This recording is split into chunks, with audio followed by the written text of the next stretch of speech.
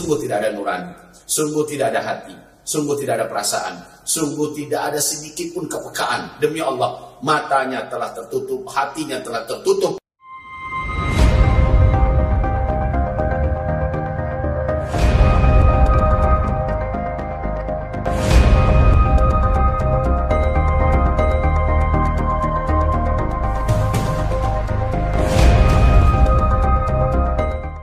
Assalamualaikum warahmatullahi wabarakatuh. Saudara dan sahabat seiman, kita bersyukur kepada Allah, kita ucapkan alhamdulillah ala kulli hal. Alhamdulillah bi ni'mati tatimmus shalihah. Salawat dan salam kita mari kita hadiahkan untuk sahabibina wa sayyidina Muhammad Rasulullah sallallahu alaihi wasallam. Kita dikagetkan dengan fenomena yang sangat mengejutkan, dan ini bersamaan sesuai dengan hadis nomor 1 dari Arba'in Maqdisiyah, yaitu akan ada seburuk-buruk makhluk Allah di muka bumi, di mana orang-orang ini berkasih sayang, berkomplot, ya bersama-sama dengan seburuk-buruk makhluk Allah di muka bumi. Siapakah seburuk-buruk makhluk Allah di muka bumi? Disebut oleh Allah, yaitu sejahat-jahat manusia kepada orang beriman. Mereka adalah orang Yahudi, wabil khusus Israel yang ada saat ini menjajah di Palestina. Saudara dan sahabat yang tercinta, minggu yang lalu, tepat tanggal dan harinya masih kami sedang periksa, setelah berkunjung ke Israel di tengah-tengah genosida sedang gencar-gencarnya dilakukan oleh penjahat-penjajah Israel ini, dan di tengah-tengah dunia sedang marah-marahnya, termasuk orang-orang kafir pun membludak ke jalan-jalan raya. Mereka sangat marah melihat kebiadaban genosida yang dipertontonkan oleh bangsa keturunan kera dan monyet ini di muka bumi, dan mereka tidak peduli dengan resolusi PBB atau apalah namanya. Semua harkat kehormatan siapapun negara yang tidak pro dengan mereka injak-injak, dan semua keputusan apapun ditetapkan oleh dunia mereka tertawakan, mereka kecilkan. Inilah dia bangsa keturunan kera dan monyet. Di tengah-tengah kebiadaban mereka yang mereka pertontonkan secara telanjang dan terbuka ini, ada sekelompok orang yang katanya cendekiawan muslim dari Indonesia datang ke sana secara sembunyi-sembunyi. Datang ke sana berfoto-foto bersama-sama, membicarakan perihal ini dan itu dan sebagainya. Organisasi mereka ini disebut dengan Ar-Rahim, dan mereka telah melakukan perjalanan. Ketika mereka melakukan launching, mereka langsung diresmikan oleh Duta Besar Israel dari Singapura. Dan perjalanan organisasi ini atau lembaga ini disupport selalu oleh Israel. Kita tahu, kalau Israel sudah memberikan support kepada sesuatu lembaga atau kepada satu kelompok komunitas manusia, sudah pasti mereka bisa menguntungkan Israel. Dan mereka bisa menjadi jembatan atau perpanjangan lidah bagi kepentingan Israel. Dan ini bukan sesuatu hal yang mengejutkan. Kenapa demikian? Karena Allah telah membagi dalam Al-Quran, ya, orang itu atau manusia ini hanya ada 3 kelompok. Satu, Allah sebutkan dalam surat yang ke-23. Ya, bahkan nama suratnya pun surat Al-Mu'minun. Ya. Kemudian kelompok yang lain Allah sebutkan dengan sebutan surat Al-Munafiqun. Kemudian juga surat Al-Kafirun. Di awal surat Al-Baqarah juga kelihatan. 5 ayat pertama Allah bicara tentang orang-orang Al-Mu'minun, orang-orang beriman. Kemudian 2 ayat sesudahnya Allah bicara tentang orang-orang kafirin.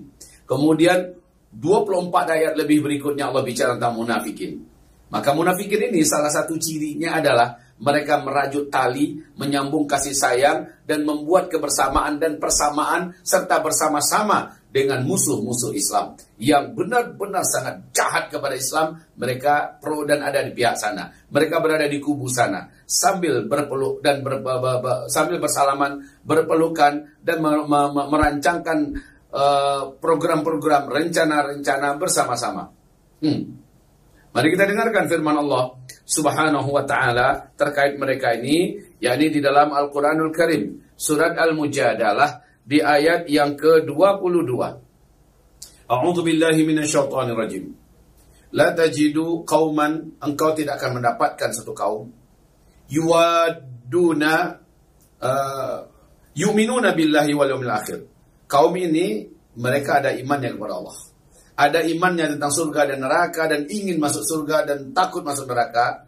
Orang-orang yang macam itu engkau tak akan dapatkan mereka mau yuwadduna man haddallah, mau mereka menjalin hubungan berkasih sayang dengan orang-orang yang jahat kepada Allah, memerangi agama Allah, membenci Allah dan membenci Rasulullah, membenci Islam ini. Wa rasulahu, dan juga mereka memerangi Rasulnya, mereka membenci ajaran yang dibawa oleh Rasulullah sallallahu alaihi wasallam. Walau kanu aba'ahum, sekalipun orang-orang yang membenci Allah dan membenci Rasulnya itu bapak-bapak kandungnya sendiri, pimpinan-pimpinannya sendiri, guru-guru besarnya sendiri. Kalau memang ternyata dan terbukti orang ini membenci agama Allah, membenci Allah, membenci Rasulnya, dan membenci para pemeluk daripada agama Allah ini, walaupun itu orangnya adalah bapak kandung mereka, pimpinan bos yang paling agung yang mereka punya, mereka tetap tidak akan mau berkasih sayang, menghubungkan tali silaturahim, dan tidak akan pernah mau membersamai mereka. Aw abna'ahum, atau bisa jadi orang yang membenci Allah dan Rasulnya, agama Allah ini, dan kaum muslimin ini adalah kalangan anak-anaknya sendiri. Kalau memang ini ternyata anakku membenci Allah, membenci Rasulnya, membenci agama Islam ini, membenci umat Nabi Muhammad, walaupun ini anak kandungku, maka dia akan putuskan. Ya, walau kanu aba'ahum, aw abna'ahum, aw ikhwanahum, atau mungkin saudara-saudara kandung mereka, baik laki-laki atau wanita, aw ashiratahum, atau mungkin keluarga besar mereka, keluarga terdekat mereka, istri mereka, suami mereka. Kalau sudah seperti itu keadaannya, sementara dia ada iman kepada Allah, ada iman ingin jadi ahli surga, ada iman ingin selamat dari neraka, dia pasti akan bertindak dengan tindakan yang dibuat oleh Nabi Ibrahim alaihissalam. Apa kata Nabi Ibrahim? Inna bura'a'u minkum wa mimma ta'buduna min dunillah. Kami menyatakan berlepas diri dari kalian, hai musuh-musuh Allah. Ini pernyataan Ibrahim kepada siapa? Kepada kaumnya yang terang-terangan menolak ajaran yang dibawa oleh Nabi Ibrahim, itu ajaran tauhid, ajaran Islam. Kemudian bahkan di antara kaumnya ini ada ayahnya malah. Ya, Nabi Ibrahim mengatakan inna bura'a'u minkum wa mimma ta'buduna min dunillah. Apapun yang kalian sembah dari persekutuan Allah, kami menyatakan tidak ikut dengan kalian. Kami nyatakan berlepas diri dari kalian. Kafarna bikum. Kami menyatakan mengkafirkan kalian. Kami nyatakan berlepas diri dari kalian dan mengkafir kalian. Wa bada bainana wa bainakumul ada wahwal baghdha abadan, ya. Dan kami akan menunjukkan kepada kalian, kami akan tampakkan kepada kalian kebencian dan permusuhan antar sesama kita selama-lamanya, hatta tu'minu billahi wahda, sampai kamu menjadi ahli tauhid, sampai kamu menjadi beriman. Jelas ya? Awal ayat daripada pernyataan Nabi Ibrahim tadi adalah laqad kana lakum fi Ibrahima qudwatun hasanah. Laqad kana lakum, sungguh telah adalah bagi kamu, fi Ibrahim, pada Nabi Ibrahim itu adalah teladan yang terbaik. Jadi pernyataan Nabi Ibrahim itu adalah teladan yang terbaik, di mana Ibrahim berani menyatakan berlepas diri, menyatakan kebencian, permusuhan, dan mengkafirkan pihak yang terang-terangan membenci Allah, membenci Rasulnya, membenci agama Allah dan umat Nabi Muhammad SAW. Harusnya kan ini sikap kita. Harusnya ini pilihan yang harus kita lakukan. Tetapi kelompok manusia yang menjalin kerjasama, ya, dan menjalin jalan bersama-sama untuk melakukan program ini dan itu apapun namanya, saudara dan sahabatku, maka mereka dimaksudkan oleh Allah dalam ayat ini. Dari tiga kelompok manusia, mukminun, kafirun, dan munafikun, tidak ada pilihan kecuali kita masukkan mereka ke dalam kelompok ketiga, di mana mereka berada di pihak musuh-musuh Allah Subhanahu wa Ta'ala. Sungguh tidak ada nurani, sungguh tidak ada hati, sungguh tidak ada perasaan, sungguh tidak ada sedikit pun kepekaan. Demi Allah, matanya telah tertutup, hatinya telah tertutup hanya karena sekeping dan seonggok uang, ya, sekepul uang, hanya karena kebutuhan duniawinya bisa terpenuhi dan dia bisa mendapatkan fasilitas duniawi mungkin. Tetapi orang ini telah melakukan apa yang dimurkai oleh Allah Subhanahu wa Ta'ala. Kalau dia masih ada hati, masih ada perasaan, masih ada akal sehat, masih ada nurani, pasti dia akan bersama dengan orang-orang lain sedunia. Orang-orang lain yang ada di Eropa, ya, yang ada di Inggris, yang ada di Perancis, yang ada di Amerika, yang ada di berbagai belahan dunia. Hari ini tumpah ruah ke jalan, ya. Mereka menuntut agar dihentikan peperangan. Mereka menuntut agar Israel dan Perdana Menterinya, pimpinan-pimpinannya diseret ke pengadilan. Bahkan ICC yang telah menyatakan bahwa Benyamin Netanyahu adalah penjahat perang, ya, Israel adalah teroris dan sebagainya. Kenapa masih ada sekelompok orang yang menyatakan diri sendiri Muslim, berangkat ujuk-ujuk ke sana untuk memberikan senyum, untuk berpelukan, untuk bersalaman. Semoga Allah lindungi kami, semoga Allah jaga iman kami dan iman orang-orang yang masih ada iman. Semoga Allah tidak menjadikan kami silau oleh dunia. Benar kata Rasulullah SAW, di akhirat ada orang yang paginya masih beriman, lalu siangnya dia tergiur oleh dunia dengan fitnah Masih Dajjal, sorenya dia sudah kafir hanya karena dunia.